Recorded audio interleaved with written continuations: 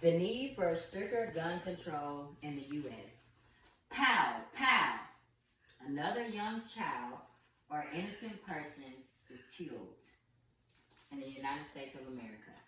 Yes, land of the free and home of the brave, which is stated in the American National Anthem. And this is about how long it takes to snuff out someone's life. This is not even time for a rational thought, not even time to argue and discuss, not even time to pray to your mother, to God, or for mercy. Unfortunately, guns have provided a quick and easy way to kill someone. Some legal restrictions to owning a gun are on paper, but very seldom enforced until something like pow pow happens. The only other formidable weapon that is everywhere and can kill people would be the motorized vehicle. Yet that is licensed and taxed and inspected and restricted by speed limits, tags, safety rules, and standards. In a learning process all the way back to middle and high school.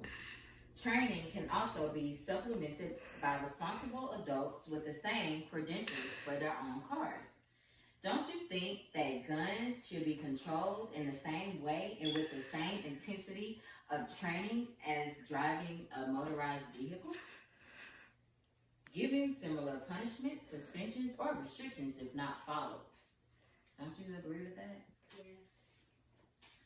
Gun control is the set of laws or policies that regulate the manufacture, sale, transfer, possession, modification, or use of firearms by civilians. Most countries outside the U.S. do not allow most types of firearms and restrict the license to only a few. Here, there is some legislation on the federal level and a variety of legislation on the state level, according to an article on procon.org. And the U.S. has 120 guns per people, to 100 people, or about 4 million guns, the highest per capita in the world. 22% of Americans own one or more guns, 35% men and 12% women.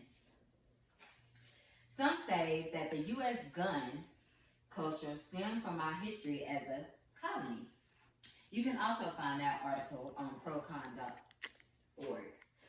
But I believe that it is our violent, rowdy, and disrespectful nature and culture that takes over in many when it comes to any laws or restrictions at all. It is the poor upbringing of our children with the allowing of bullying and all under a supposedly Christian base, which has disintegrated into a cowboy type free for all, like during the racially encouraged Wild Wild West, as well as the racially encouraged bloody period of slavery. Those that don't want forms of control say that they are following the Second Amendment to the Constitution. They don't realize that that amendment was to stop foreign invasion and not to systematically kill off our own people, whether they be white, brown, Eastern, or black, white collar, blue collar, peasants, or prisoners.